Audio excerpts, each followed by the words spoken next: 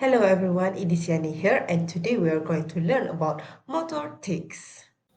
Now, first, let's take a look into its definition. Tics are irregular, uncontrollable, and repetitive movements of muscles that can occur in any part of the body. Types of tic disorders include motor, vocal, and Tourette syndrome. Movements of the limbs and other parts of body are known as motor tics. Involuntary repetitive sounds such as grunting, sniffing, or throat clearing are called vocal tics. Tic disorders usually start in childhood, first presenting at approximately 5 years of age. In general, they are more common among males compared with females.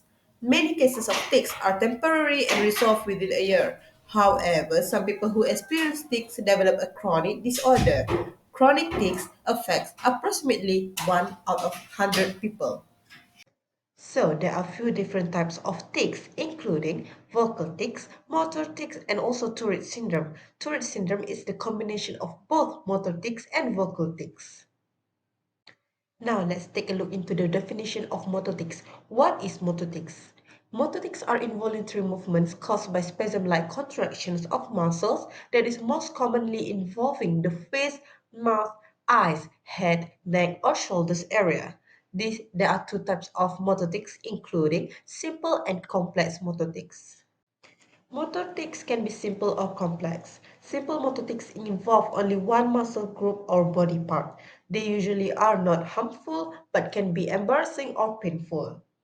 Some simple motor tics include quick eye blinks or eye jerks, sticking the tongue out or other tongue movements, shrugging the shoulders, hopping, and head twitches.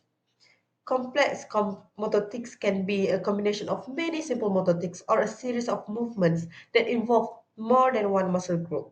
Complex motor tics are slower and often appear as if the person is performing a movement intentionally. These types of tics can interfere greatly with daily life and may be harmful, such as head banging or lip biting. Well, what are the causes of motor tics? Motor tics can occur without a known cause or may be part of an underlying health condition. Less commonly, they can be a side effect of certain medications. Motor tics in the face can develop a side effect of medications, such as tardive dyskinesia, which can occur from antipsychotic drugs. Unfortunately, tics can be permanent for some even after discontinuing the medication. Thus, how are we going to treat motor tics?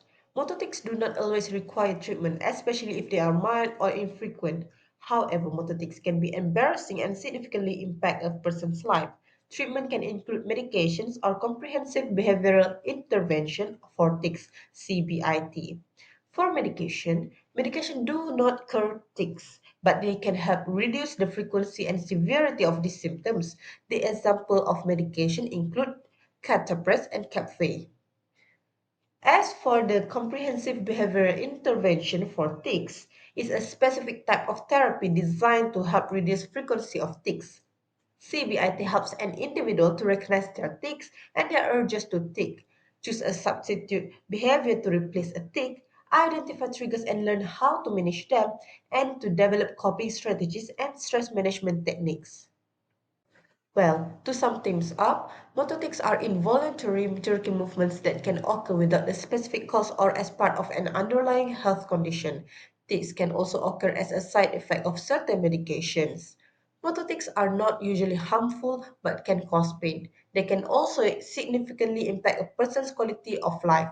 Treatment can include medications and comprehensive behavioral intervention for tics, CBIT. That is all from me. Thank you.